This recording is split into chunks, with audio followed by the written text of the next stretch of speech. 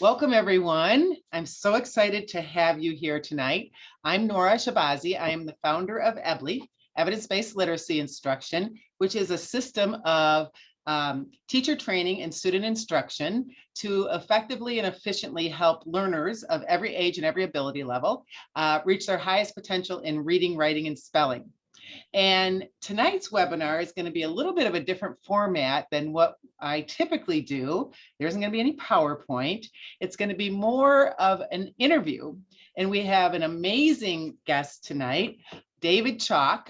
Those of you who have seen the Truth About Reading teaser, Shannon will put that. Shannon's going to be helping us out tonight with questions in the chat, as well as putting links in there for you, which we'll also share with the recording. But if you've seen the teaser, you have seen David, because he was so courageous and so vulnerable to agree to have all of his instruction taped with his learning to read and to spell and to write. So that is tremendously impressive. And if you haven't seen it, be sure that you do that. So David is here tonight, and he is going to share his story with the goal of having everyone who's here be able to really see the world from himself as a 5-year-old, as a 10-year-old, as a teenager, as an adult, and what it's like to be immersed in a literate world, but not be literate yourself, and learning to read at 62 years old. So again, more courage and vulnerability to share with you. Now, David's story is really very unusual. And atypical, maybe, though I've taught cardiovascular surgeons and all kinds of successful, brilliant people like him that could not read or were struggling readers or subliterate. And I'm going to read a bio about David that I actually pulled off the internet that tells you some of the things that he did in his life up until the point, obviously, when he learned to read just back in May. So, Dr. David Chalk. As a serial entrepreneur, David has launched more than 20 companies in various fields: technology, education, construction, marketing, distribution, cybersecurity, smart homes, book publishing, business turnaround, manufacturing, and retail. David is recognized as one of the world's most gifted minds. He is responsible for having created the first open line national radio show on the Chorus Radio Network for computer education. In the mid-90s, David turned around a $150 million US retailer, Ballard Computer, from bankruptcy. Also, in the mid-90s, he substituted on speaking tours for Microsoft when Bill Gates was not available. So by all of our, anyone in society would say David is tremendously successful. Again, he's going to tell that story some. What we're going to do tonight is we're not going to talk about his learning to read or what we did with the instruction, that type of thing. David and I are going to be at the Plain Talk Literacy Conference in New Orleans in February. And Shannon will share the link with you to that in case you may be able to or interested in going to that absolutely amazing conference. So that's really not the point of today. Tonight's point is for David to share his story to help you kind of walk along in his shoes so that you can get an idea of what it feels like when a child moves on through grades and hasn't been taught to read yet.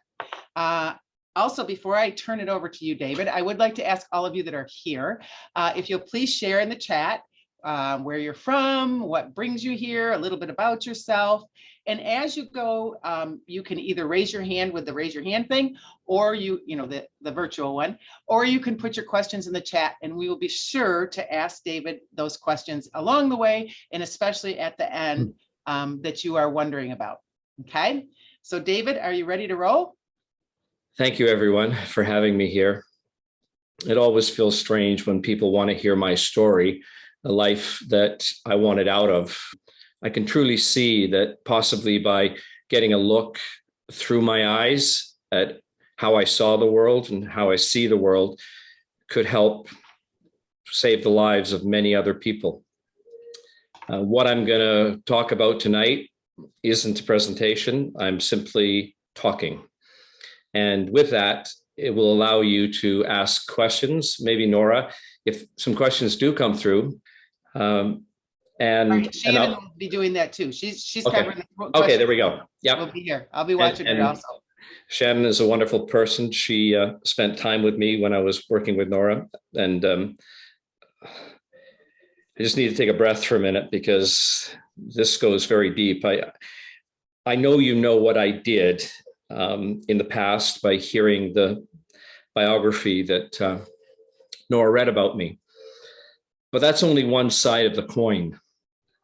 There's another side, and that side is my education and my life through the early years of school. The fact that I could be successful, I will explain how I did it and how other people could do it. But I only wish for people that that side of the coin that we call success and money and wealth, of which, yes, I did. I made millions of dollars in my 20s.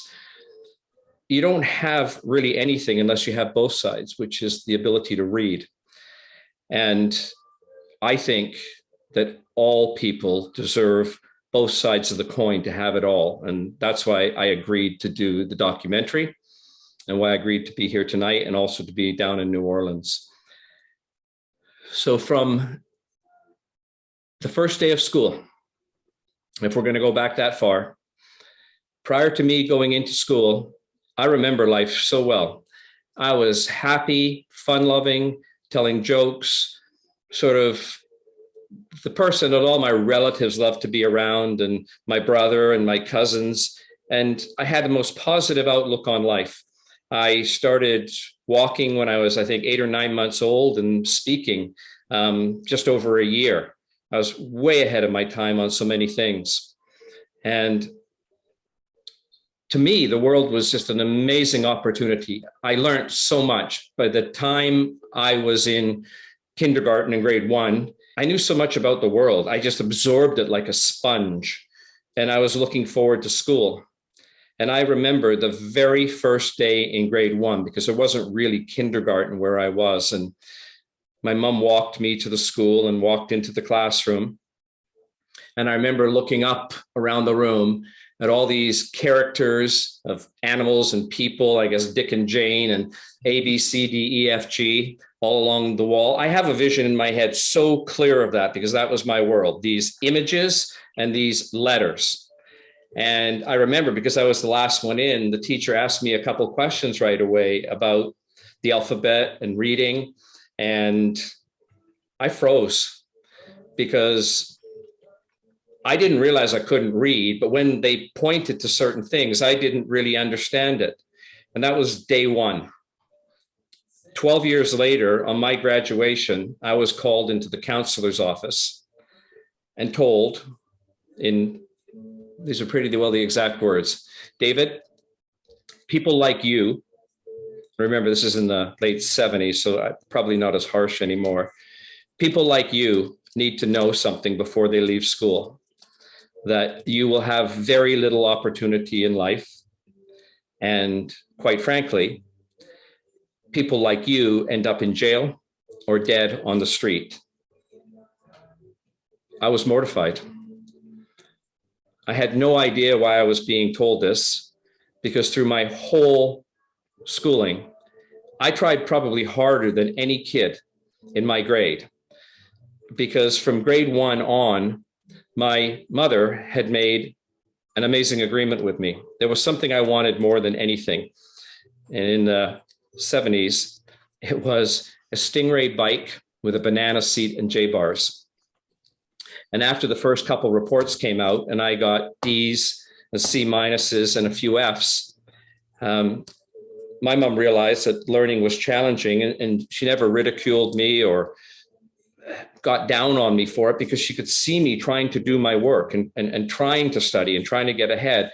So she put the goal that if you get a C, it started C plus and it got back down to C. If you ever get a C, we'll buy you that bike. And at that time, that was like getting a Rolls Royce.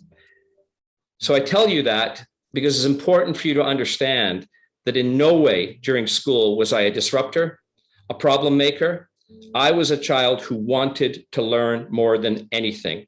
I wanted to be an aerospace engineer, an architect, or an airline pilot. I don't know how I knew that so young, but I love design. I love thinking outside of the box. And that wasn't what happened to me. Within the first couple of years, I was labeled. And the only way I can say it is that this person sitting here talking to you right now, the real me is the result of choices that people made about what my life would be, without giving me any opportunity to speak for myself, without asking me ever, did I care or did I want to learn? Because by the second or third grade, the way it worked, we had a chair in the corner, the dunce corner, and I was put there quite often. We had a dumb row, and I was at the back of the dumb row. There was 2 boards, one for reading and one for spelling. And there was a girl, her name was Debbie Linton. She was at the top. Second one was John Swan. I could list all the names. They're burned into my brain of all the children. And then at the very bottom was David Chalk, the failure of the class, because he can't read and he can't spell. One day, in order to break me out of this lack of willing to learn, the teacher picked on me and handed me the Bible and told me to go to the front of the class and read it. I wish I could have died. So I went up there and I opened it. Of all the books to read when you aren't literate, the Bible, the haves, the thous, and the therefores, and words that I couldn't even comprehend. So I started reading the first sentence at about 1 word a minute, I couldn't sound words out because I didn't understand it. I either knew the word or I didn't. So, some of them seemed like other words that I knew, so I would say it. And all of a sudden the class started laughing. And all I remember is laying in a pool of my own pee on the floor after I fainted. And the teacher over top of me telling me to get up, and all the children laughing at me, and the teacher saying, "Get up, you're going to the office." And I remember one of the girls said, "We shouldn't be laughing at David."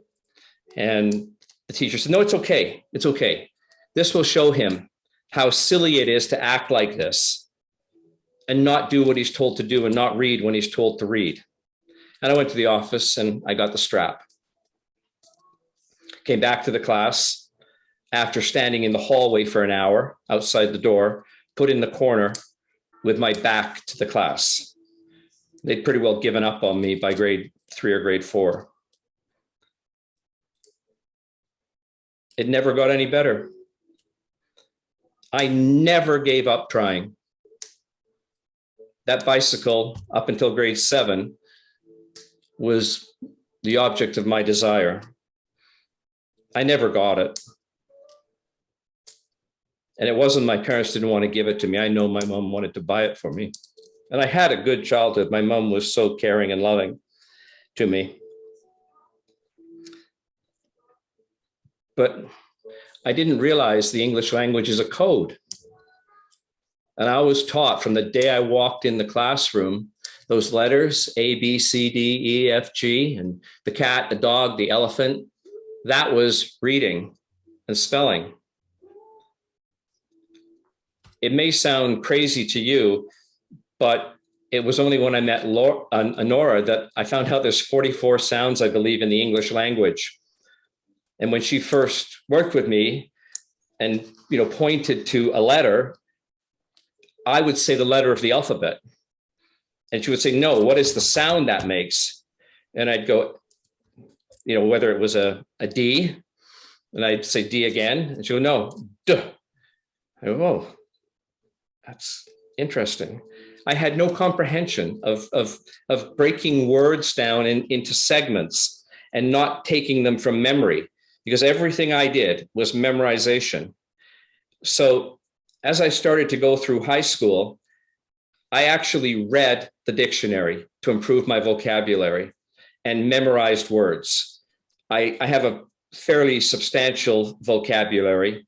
I can articulate what I want to say. I've been a public speaker, a keynote speaker, and I can fool the world because I had to put up a front that rather than have me read, if I projected my voice and spoke out, that people wouldn't ask me to read because I could always speak. But going through high school, I actually stopped speaking. I became, I think, forget the word that Nora called it, but it was I became mute. Elective mute, yeah. Elective mute, because that was one way I could guarantee that I wouldn't have to read or go to the front of the class. I spoke at home, but not much. I became very quiet. I started to see all my dreams go out the window, even though right up through high school, I took the hardest courses. I took physics, mathematics, biology, chemistry, literature. Oh my God. Like, I don't know how I sat through that. French, every possible thing to try and get my brain to start, because I've been told the whole time, this is my problem. You don't want to learn. And I just thought, wow, life is sure hard, because I think what I'm doing is trying to learn, but I guess I'm just dumb. In grade 9, sometimes I'm jumping around a little bit because this is very emotional for me. In grade 8,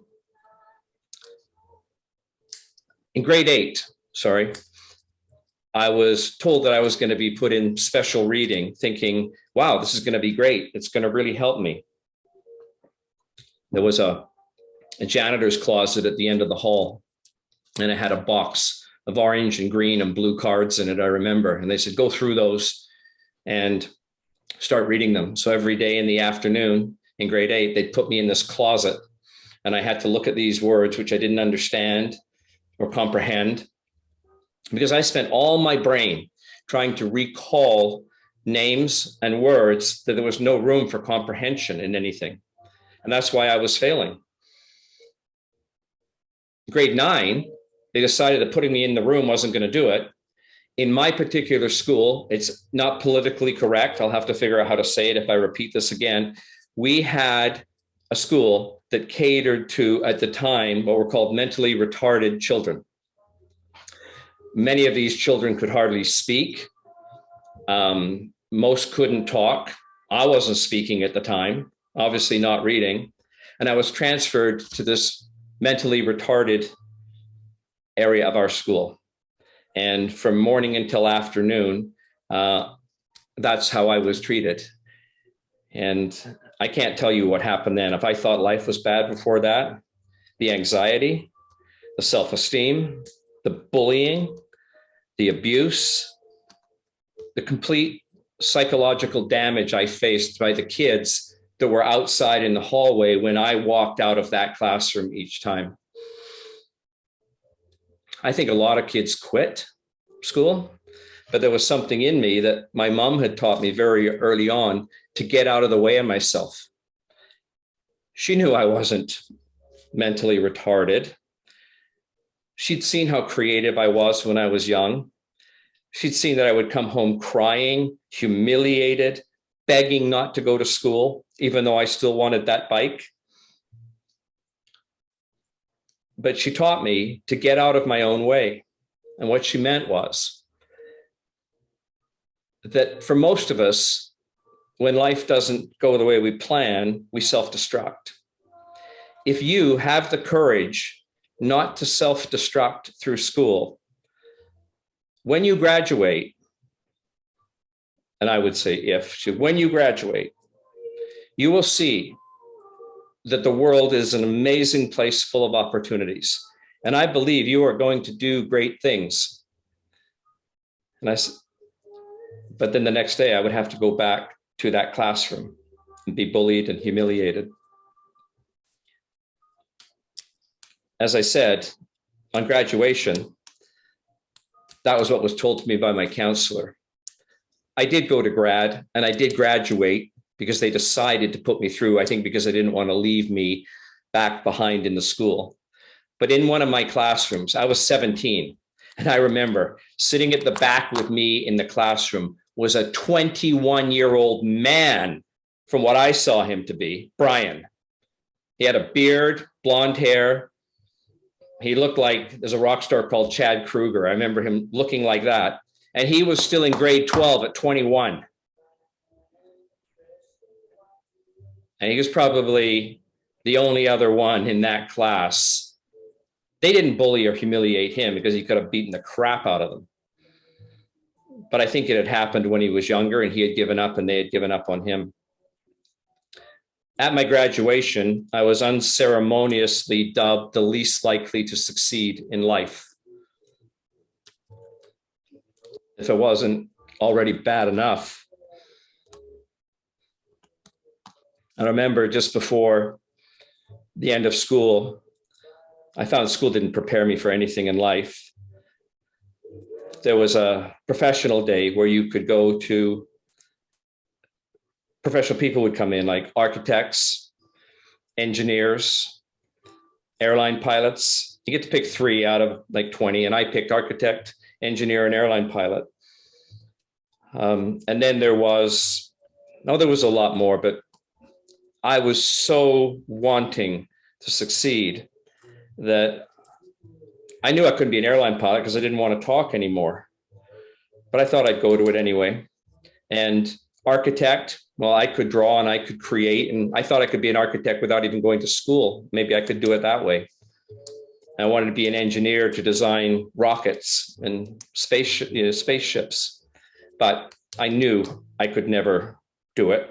I was now believing that I was dumb, anxiety raging through my body. And we know anxiety is part of the fight or flight autonomic system of the human being, which pumps hormones into us of cortisol and adrenaline, which has us shake and panic and lose our breath. So in those latter years, I was as nervous as all hell, thinking I was going to get beaten up. And like they say, if you look like you're scared, that's when people pick on you. I was mugged 3 times shortly after high school, probably because I gave off an air of worry and fear. But I decided to do something.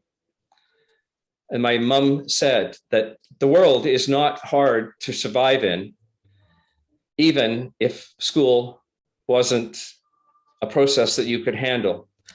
Why don't you do the things you want to do? And I said, become an airline pilot, become an architect or an engineer? And she said, yeah. So the very next day, I went out to the airport in Vancouver, where I live, and I took a test flight on an airplane. And because us labeled kids have different attributes, I have spatial awareness, which is very good. And it's probably the reason architect, engineer, pilot. And I'd seen some movies on flying airplanes and, didn't even have VHS. These were reel-to-reel movies, but I'd watched some in the libraries passing time. And I saw how you fly a plane and what you do. And it was a little Cessna. So I said, is it okay if I take it off? And he looked at me and he goes, are you a pilot? I go, no. I go, but I think I can do it. And he goes, okay, I'm going to keep my hands nearby. And I hear the control tower talking to me, and I just wing it. And I go, okay, I'm ready to take off. Not quite the right language. And I go out onto the runway and I take off. And right behind me comes a 747 landing. And the trainer with me, he's almost panicking. And I say, it's okay. It's okay. I'm flying the plane, and I fly it for probably half an hour. And he tells me, things I can do. And he says, I'm going to show you how you die in a plane. It's called a flat spin. That means when the plane starts to go down, we all react and we pull back, which makes the plane go tighter and tighter into the ground. And that's why they never come out. What you have to do in it. And I said, I know you have to push forward, right? I said, I saw it in a video. You know how to fly. And I said, no. I said, let me try it. So we pull back on the plane and it climbs up until it stalls and it noses down into the ground and it's spiraling into the ground faster and faster and faster. He goes, you're going to take it out? And I said, yeah. And I pushed forward on the control and came out. And he goes, go back to the airport. He was scared crapless. We approached the airport. I said, "Are you okay if I land the plane?" I didn't say it that way. I was scared because I didn't have any confidence. But what I did know is that inside of me, I was able to do things. And I actually landed the plane. And he said, "In all my years of training people, I've never seen anything like this." I said, "Well, I want to sign up." I wrote the exam on something that I was passionate about, and I didn't have someone teaching me, and I could see it because it was all science and I could see and understand it. I got 100% on the exam. I was absolutely boggled because even though I couldn't read the questions properly, I could understand what it was because I just had this feeling about flying. I went on to become an airline pilot, but with my labeled mind being dyslexic, I tell you these things because it has to cover off a little bit about what Nora read about me. And my mom said, I didn't like flying. I was bored. She said, "Well, why don't you try university?" I said, "I can't, because I can't read the problems and the questions." She said, "Why don't you just try it anyway?" So I went to the University of British Columbia, which is one of the largest in Canada, and I wrote the entrance exam. I probably should have been taken out on a stretcher. I was so distraught, shaken. I think I was probably sick for a couple of days after I did it. And I said, "Well, I'm never doing that again. I'm going to figure out what I'm going to do with my life, but I can't go to school." About 3 months later, I got a letter in the mail from the Dean of Engineering of UBC telling me that I was given a full scholarship because I had solved a mathematics and physics problem that had never been solved in the entire history of the university. And it took 3 months to tell me this because they had to send my solution to Stanford University and have the professors look at it to see if I had actually solved it. And I had. Don't ask me how, but there weren't any words. I got to solve it by drawing. I got to solve it by thinking. I got to solve it with pictures and spatial orientation of 3D objects. And I said, "Thank you, but no thanks," because there would be no help. I knew that I would fail every subject and I would be humiliated.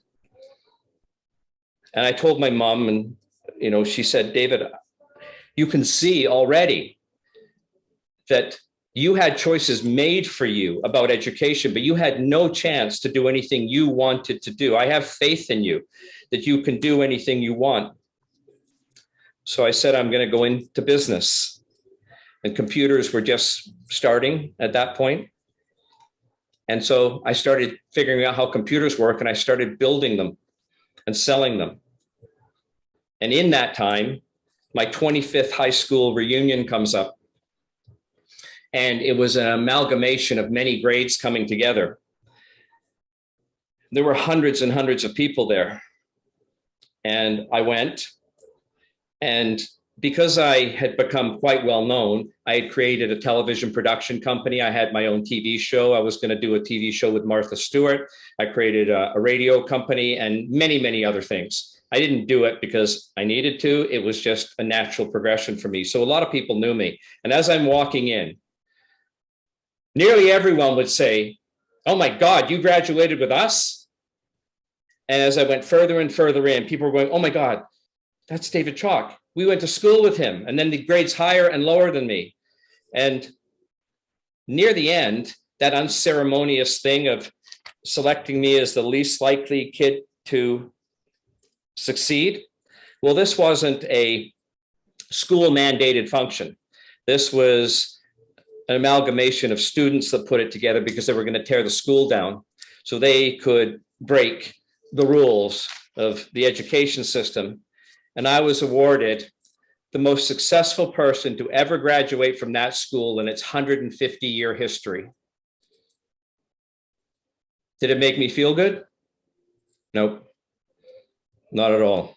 I was actually embarrassed because the anxiety was raging in me. Humiliation, self-worth. Now I had imposter syndrome. that everything I had done was fraudulent, not criminally fraudulent, but I don't know how to read. I can't spell and I can hardly write. How could this be true? There's something wrong with the world. That I go into elementary school, the most positive kid in the world, and within one day I'm humiliated. And I go through 12 years of hell, bullied, beaten up, laughed at, ridiculed, to come out the other side and create multi-million-dollar companies, to be honored at the very school that destroyed me. It couldn't change the past. And that's what people do not understand. That my humiliation for my whole life is only overshadowed by one thing: my internal rage for the education system.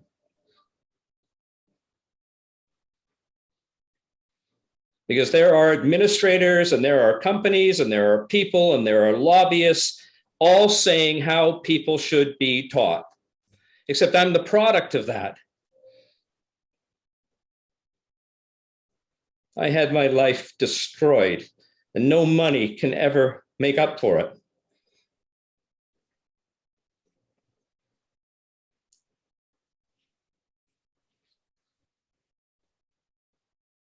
What I wish is that they would allow people like me to address the people that decide on how children are going to be educated and how they're going to be labeled, and remove the lobbyists and remove the money, remove the power, remove the egos, and for once think about the children. Because I went through life subliterate until 62 when I met Nora. I struggled in everything. So many things I don't even want to talk about it. I started a company because I couldn't fill out a job application. I didn't date for a long time because I was worried that I would have to read things like love notes, get well cards, birthday cards. It's ironic that about a week ago, I went through a box in my closet that has lived there through various moving for 40 years from the very first girlfriend I ever had. In this box were probably 200 letters and cards and notes and things that were stuck on my wall and under my pillow and in my car. And as I'm reading them,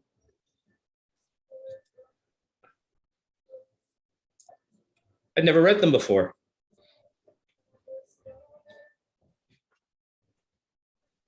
She would give them to me and I would open it, a birthday card, and I would look and I would see the picture. If someone's smiling or it's goofy or it's funny or it's serious, and I would react based on that.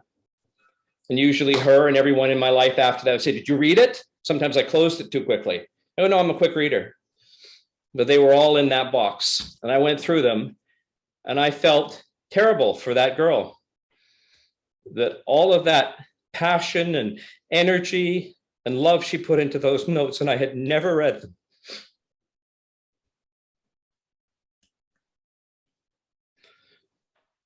I have suffered in hell. And people see my success and they read my resume.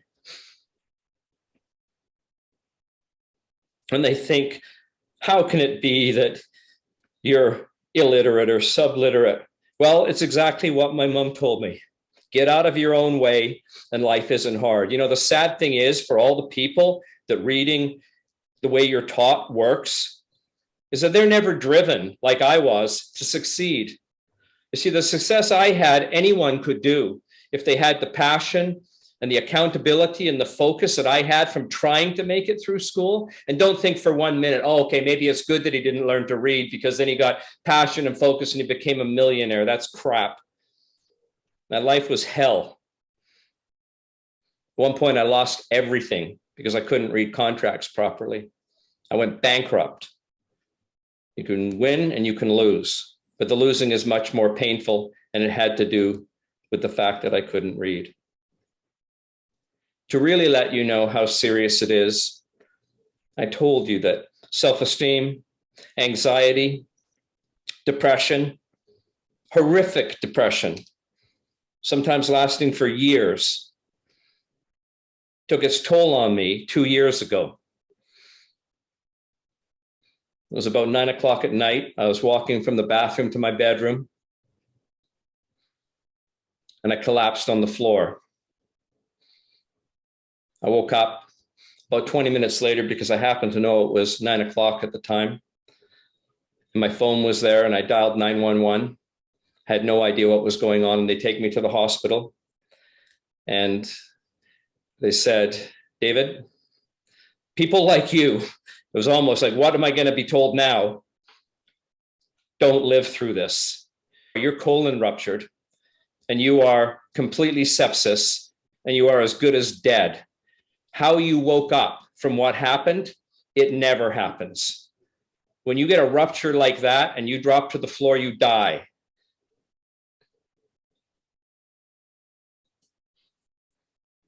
It wasn't your time to go. So they operated on me, and they weren't sure if I was going to make it at first. I was in the hospital for a month and a half without food or water. I lost over 50 pounds. And I was told that it was one of the worst situations they had seen. The only thing I can say is that when I was 13, my mom got cancer, and it was terminal. And she had a very optimistic outlook on life. We were born in England and came to Canada. And my father used to call us the dustbin man. And dustbin in England is garbage collectors. And he would call us simple and stupid and dumb. And my mother would protect us. But all through that, my brother has the same thing. All through that, she would stay positive and optimistic. And when she got diagnosed with cancer and we were told it was terminal, it happened very quickly. It was complete cancer all through her body. And I remember going to the hospital and being told that she will die. And they wanted to read her last rites early so that we didn't have to come back to the hospital. I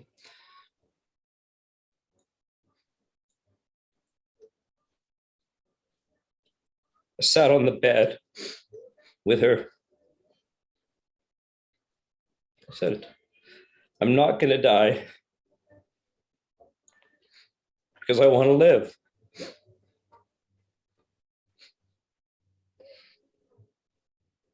And you can do that, because we control our lives, our bodies. I was 13.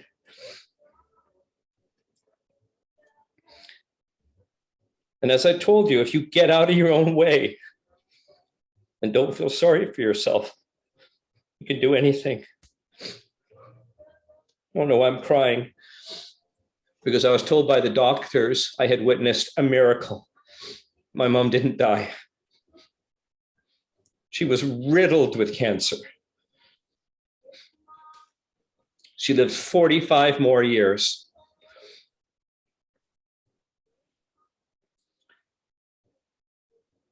The one thing I've had all my life, even though it's been hell, is a positive outlook.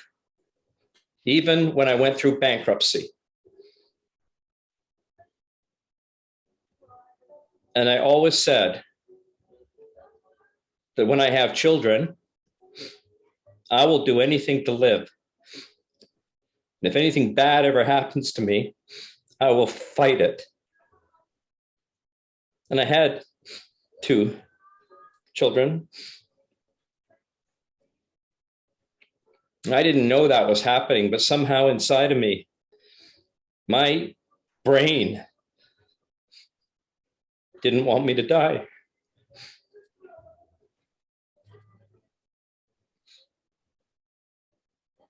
And that's how I had all the success in my life that you would call success in a financial world, because it's not hard to succeed when it's mind over matter. What is hard to exceed is an education system that is known to be a failure, is destined to destroy children. I remember when I became very wealthy and I had large properties and I would hire laborers to do things, and I would look at their resumes. I couldn't read them, but I would just look. I'd look at the odd thing and see all the spelling mistakes and the typos and go, okay, you're hired. I hired people in my company that failed high school. I hired people in my company without post-secondary education. And I went on to get, in Canada, a nomination for the highest award in business, which is the Governor General's Award of Canada. All of this from a person who is subliterate and cannot read. And as I will continue to remind you, it's two sides of the same coin, except most children that are labeled never see the other side, the success side. And it's only because I fought so hard in school and I didn't fight the people that were fighting me and bullying me and putting me in the corner, because I didn't let it get to me, I got to see the other side of the coin. And that flying and that engineering possibility and creating multi-million-dollar companies and doing projects with Bill Gates, I tell you that any child that is labeled could do that. The ones that act out and start to become the problems in the classroom is because they weren't taught like me to get out of their own way. That's the only thing I had. And you get to see the result. Can you imagine this world if all children didn't go through life with a label? Granted, there is a thing called dyslexia and ADHD and autism and Asperger's, and I'm on the spectrum with all of that. But if there was a way of learning to read from kindergarten and grade 1 and grade 2 that would have taught me how to segment reading and taught me a code, not A, B, C, D, E, F, G, I don't know the life that was stolen from me. Everything I have done is a tip of the iceberg of what was possible. Because while I was doing everything, I hated myself.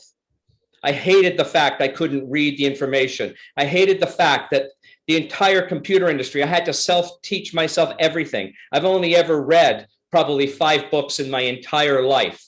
I've never read contracts. I can't read them. I pretend I do. Birthday cards, letters, as I told you, love letters, the internet. I pretend I read everything, and I didn't. But because I knew and I found out the world didn't hold you back once you got out of school, you could make it without reading. And that is sick. Because everyone should be able to read. And if they could, the unlabeled children would have wonderful lives, and the labeled children might be the new leaders of the world because they do possess certain gifts. I know that. I may never have got to experience them if my life wasn't a living hell. But it's interesting that Nora started it by reading my successes. And one of the things she said, Dr. David Chalk. I never use it. She found it on the internet, one of the ones I probably couldn't delete, because I'm mortified that I was given a doctorate degree in technology, because I discovered a technology against cybercrime that can change the entire world. And they said that anyone that could do that is magnitude beyond any program or thesis or doctorate degree that could be taken. I was humiliated inside once again because I didn't feel worthy. The one thing is, my mom was there before she died. And I remember the look on her face, the smile, nodding, that I had survived a friggin' hell of school, had no choice, destroyed my life. Listen to the one thing she said, get out of your way and you will have anything you want. And I did it. And there I was getting a doctorate degree from the very institution that destroyed me. So I don't ever use it. So I say to you, stop this madness. Most of the people out there like me will never speak up. They will never do what I did on that documentary video. And I'm hoping that it helps people, because when the people in my world and the business people I know see what I look like, an adult that can't read, well, I'm prepared to deal with it. And I did it because that's how painful this is. I was prepared to do a documentary that may end up on Netflix and further humiliate myself so that the education system can see what I learned through Nora to read in a very short amount of time could be done. I never learned to read and I couldn't read, and I can now at 62. And if the education system would get out of their own way, then we could change the world, one child at a time. Thank you for listening. David, can I ask you two questions that they asked over here? One of them is, what made you decide to learn to read? Like, you know, well, I can't find it. Shannon, do you know where that question is? Yep, let me get it for you. Thank you. There are so many comments, David, that I could, okay. What made you reach out in belief that you could learn how to read recently? From Mary Ann. I didn't. It happened to me again because I had gotten out of my way one time earlier in my life. Many years ago, there was a woman, her name at the time was Fran Thompson. She's on here, David. Fran? Fran, yeah. Oh my God, she changed my life. I owe all of this to her. She was doing a documentary for her labeled children. And she had heard that I was labeled. They were young. I was an adult in business. And she interviewed me and she saw that I was gaining success, but I couldn't read. When the documentary was put together, it won awards, and I highly recommend. I can't remember the name of it, I'm sorry. And maybe, Fran, you could put it in because I think everyone should watch that documentary. It went on to win an international award for one of the top documentaries in education. But about a year ago, after my life had fallen apart with the stomach operation and everything, and I had survived, and I was trying to think, what could I do in my life now? And I thought maybe I need to deal with the fact that I can't read. And I tried to find this woman called Fran Thompson, and there was no way. Until one day I phoned one dyslexia-related association somewhere, and then he goes, I know that person's name. Give me a couple days and I will find her for you. And she did. And Fran came back into my life, and she sat down with me and said, David, I'm not an educator, but I will show you some of the basics of reading if you want to learn. And I couldn't print or write. My writing was actually, a person told me yesterday, my God, they go, I can't believe how well you write. It's absolutely beautiful writing. Well, that's the first time in my life I have ever heard that. And that was thanks to Fran, because she showed me how to write. And I practiced every day, and I still practice every day. And she told me is she knew a fellow, John Corcoran, one of the 5 books I read in my life, teacher who couldn't read. And I read it many years ago. And she said, I know John, and I think you should talk to him. And she set up a meeting with me to talk with him.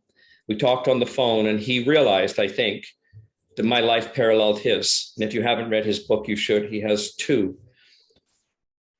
His is quite different because for John, he was a big, strong kid. I was a scrawny, weak kid.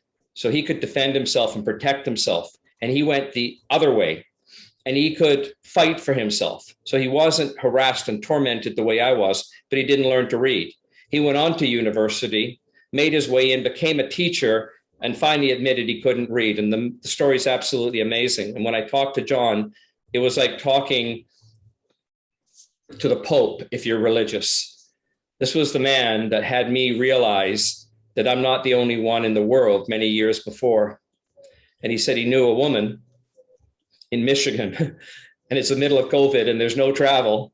But if you can find a way to get there, she will teach you to read. So I talked to Fran, and she said, by the way, they're doing a documentary on reading in this program.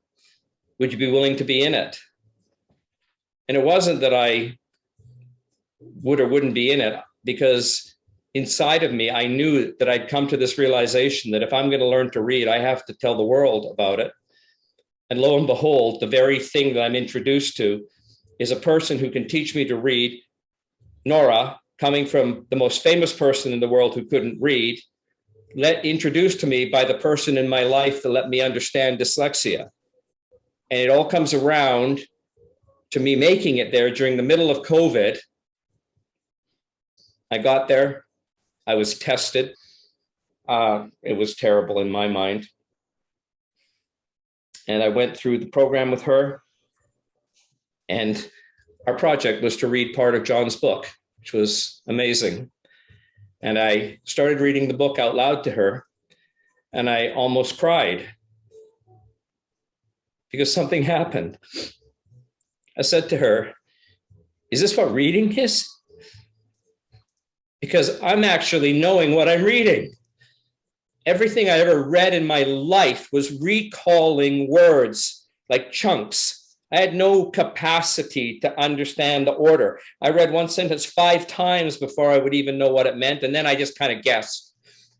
And on that day, in reading with Nora, for the first time in my life, I was reading a book, John's book, and I understood it as if it was a movie. And I said, if this is reading, it's absolutely amazing. I have never experienced it. That was very cool too, because before he'd said, I have no idea why anybody would like to read. Why would they like to read? I don't get it. No, I couldn't understand it because all the girls love to read. So I knew that they would never like me. That's part of the reason it was very difficult for me early on, because Debbie Linton was at the top of the list, and it went John Swan and then about 9 girls, and then me at the bottom all the time. I got out of my own way. There's a question here, David. Can you hear me? Somebody said something about my mic. Can you hear me okay? Okay. How do you plan to use your new superpower of reading? Oh, can I show you guys something real quick now that I'm also, what David really said is like, yes, I want to read, but I really want to spell because I can't stand, I have all these emails I need to write and I misspell everything and I don't try to spell and I use the text stuff.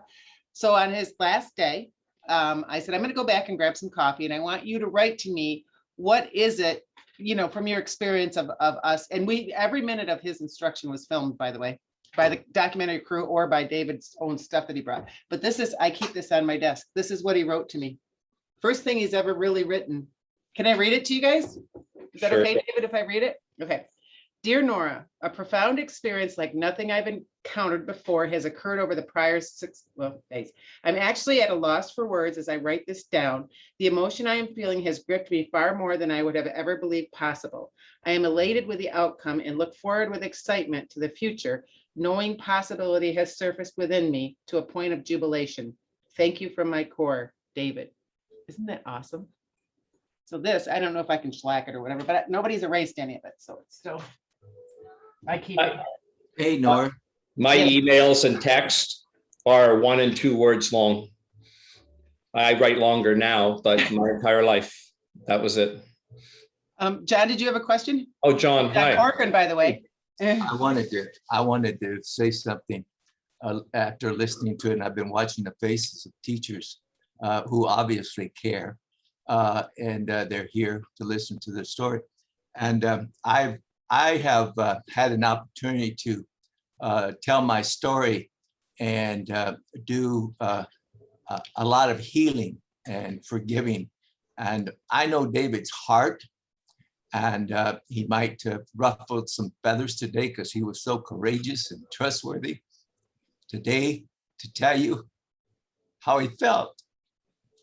And one of the things that as I recovered and shared, I learned to read at the age of 48 and shared my story with the world. And one of the things that I think that really is a true statement, I see it in David, I came up with it because I felt it myself, that adults that can't read, we're suspended in our childhood, emotionally, psychologically, spiritually, intellectually, and academically, certainly.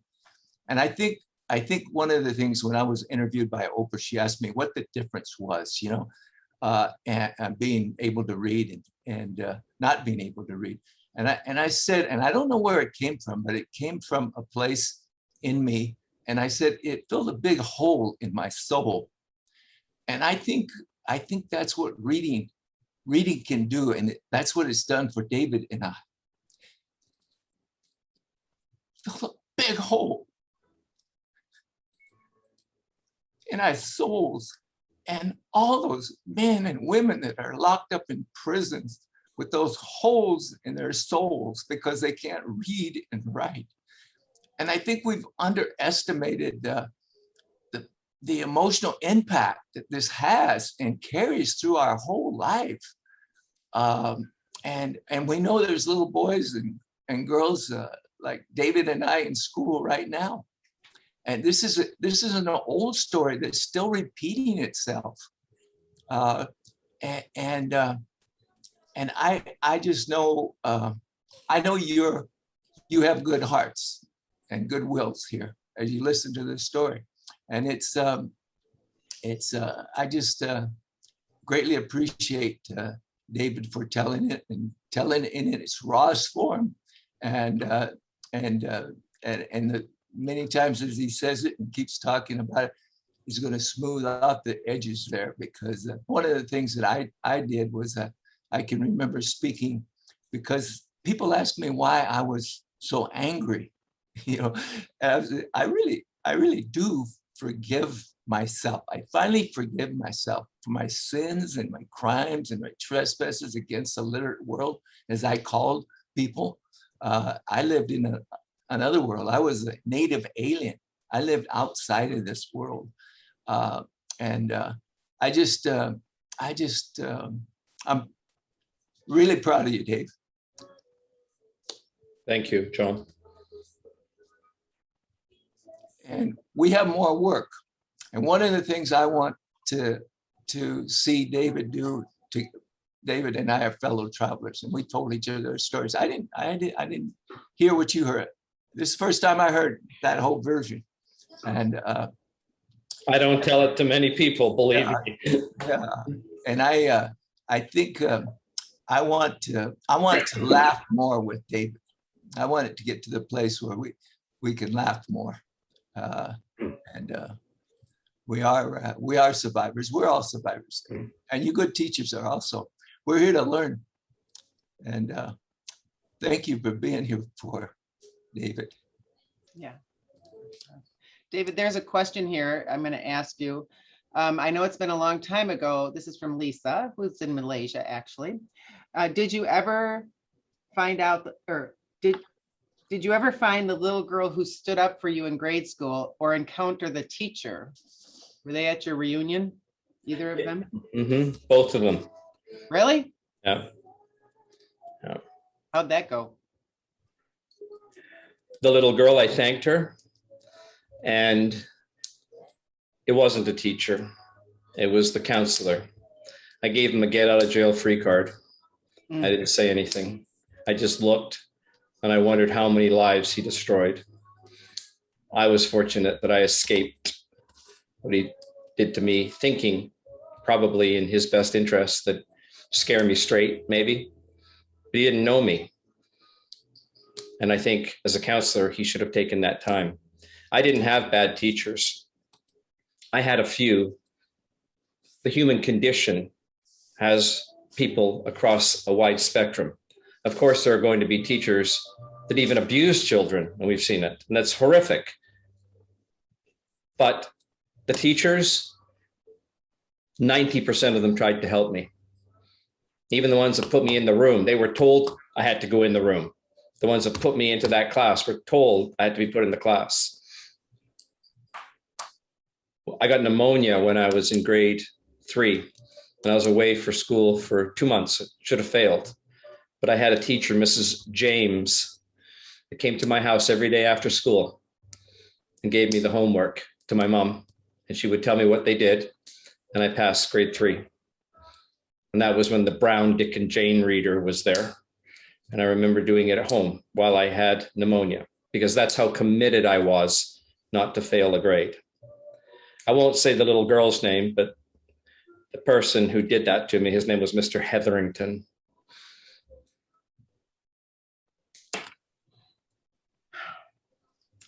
Shannon, do we have any other questions that I have missed? Just that one about the superpower that you started to Yes. ask, and then he Yeah, never how are you going really. to use your superpower? That's right. Sorry, then I interrupted and had to show you off your writing. So yes. Right. That's a good question. It's a relative thing. Compared to what? Superpower compared to a fellow person who can't read? Yeah, it's pretty amazing. But I would give it to that person if they could have the opportunity to experience what I experienced when I learned to read. Can you speak to your anxiety too, David? The difference in your anxiety once you could read and spell? And that, because that was really dramatic. And I know that we dealt a lot with that. So if you would speak to that, I think that would be helpful. That's a good question. I didn't tell you I was in 30 years of therapy. 30 years. And I've had many over the years, and they helped me through some terrible situations in my life. But no anxiety. I'll tell you how far away it is from anxiety. The bankruptcy occurred 10 years ago, and I pretty well gave up on life until Fran came along and got me on this path. And in December 31st of 2020, in the middle of COVID, I made a list for 2021 that this was now going to be the year that I came back. And I set some very substantial goals, like starting new companies. I started 2. Hadn't done one in 10 years. And I would say by December 31st, 2021, I will have accomplished everything I put on that list. That's what's possible. Amazing. You know, the craziness that David and I have experienced is that, like, the only cure for this craziness is literacy. So teach us how to read, teach us all how to read, and we won't be so crazy. And we won't have so many crazy people out there. It's really a traumatic thing, and it's a train load of stuff. But you know what? You guys are going to deliver the cure. I mean, the cure for illiteracy and subliteracy is literacy, reading, writing, and spelling. That's what the cure is. And that's what's the exciting, timely part of our documentary now. If we've done anything correct in the last 25 years, is the research. We have the research now. We have the evidence. We know how to teach little boys and little girls like David and I how to read.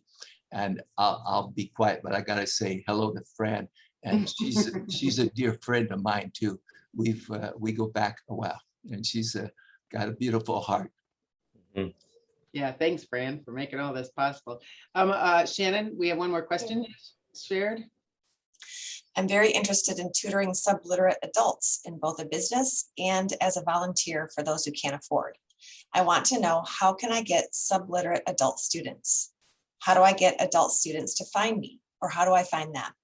Maybe that sounds like a funny question, but I'm genuinely curious. How does she find people to help? That's a great question, actually. I know. Yeah. And it's I'm going to give a really bold answer to it. That until we start to see changes in the education system that get reported on changing the way we teach people to read, and possibly this woman knows how to do it, but people like us do not come out of hiding. John did, I did, and maybe one or two others will. But our life has been bad enough already. The last thing we want is the feeling that we're going to be laughed at by someone else. So we don't do it. I commend the woman for wanting to do this, and through social media, through friends, through basically flushing people out, it might be possible. But I'm hoping, even though I'm not part of the documentary, I'm in the documentary, that when this documentary comes out next year, people will have the courage to rise up and seek help. And then it will be a wonderful time for her to enjoy teaching those people. But you can't always get to there from here. There's a path, and it's opening up thanks to John and Nora and other people involved in that documentary, and I'm proud to be part of it. But until we have a life-changing event, an epiphany, people like me are not going to look for this unless we are guided there by someone like Fran or John. And that doesn't happen for many people. You know, David, that has been my experience. I've taught many adults, but almost all of them have come to us from other people who they don't think that they're capable of learning to read. So why set myself up for another failure? But these other people who also thought, like you, that you weren't capable of learning to read, and then you learn to read, it's that word of mouth piece. But the PTSD is too severe for adults, for them to allow themselves to be vulnerable enough to put themselves out there when they don't know if maybe this will, or maybe this won't, or maybe it'll take years and years and years and it'll be more like a little bit of help, or it won't. And I always say, and John and I have had this conversation probably 1,000 times, I would imagine, that if we do not look at, for adults, and I'd say 25 and older, if we don't look at the emotional trauma that these adults have experienced and address that in the reading instruction, because what happens is, I can't read, I'm not able to read, I'm too dumb to read, I'm broken, something's wrong with my brain, whatever it may be, and then they actually learn to read, that in itself is a jolt. And I know you can relate to that too. It's like, wait a minute, this really can happen. So what does that mean for my life now? What if I'm, my wife does all the bills and all the this, how does that change? Do I have to get a different job? I think that the emotional trauma and that not being addressed, if that's not addressed with adult literacy instruction, then, I mean, look at David, you and I, how much of our time we dealt with that emotional trauma along the way, and the releasing of that. I mean, it's monumental. And I think that any adult literacy focus to really be effective really has to have that arm of it too. And also, you have to show unequivocally that what you're going to do is going to be different than what has already been done. Yes, and not to interrupt you, Nora, but it's so important is, if they already tried to teach me once to read and it was absolutely impossible and I felt humiliated, why would I go put myself through that again? And that's why I said there has to be an epiphany. People have to see some results and then they will come forward. And just one other thing that Nora said that I didn't even touch on, the PTSD. That's what the 30 years of therapy were for, because I was rated as someone that had been to war. In fact, one of the companies I started was to help people with PTSD by using compression therapy, a special vest you can wear that compresses you like a mother's hug, because a mother's hug is known to take you out of fight or flight. The amygdala gland stops releasing cortisol and adrenaline. and puts out oxytocin when you are hugged. And that's why when we are in distress, we say, I need a hug. We don't even know why we need it, but we need it. So I created a company that puts young children or people with PTSD or labeled children that are under stress of cortisol at ease by giving them a permanent hug. That's awesome. And I see here, will this be access to the recording? Everyone who, all of you here and everybody else, the hundreds of other people who signed up for this webinar will get the link to the recording, and it will also be on our ebly.com webinar page forever. So you go on there and anybody who wants to see this can sign up there. You can share it with everybody. We hope that you will share it with everybody all over the place. So I can deal with it. Yeah. Yes, and the documentary, I know Shannon has put some links if you're interested in the documentary and learning more about that. thetruthaboutreading.com, it's still under production. It is going to be finished in the fall of 2022.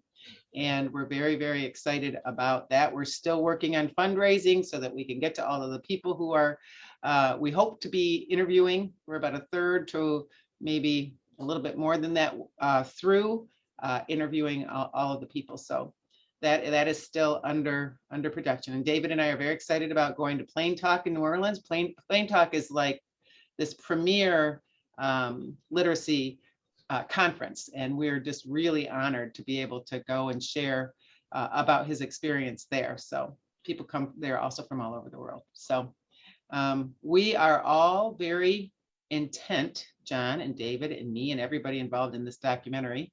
I see several, Julie's on here, has been interviewed, and Shannon was in it with a student. It's not about Ebly or any specific program whatsoever. It's about reading instruction that's based on what the research says you need to do to teach anybody to read to their highest potential, and how do we expand that out so it's happening in colleges, so that it's happening in schools, so it's happening in kindergarten and first and second grade, so that we don't have the Davids and Johns at 48 and 62.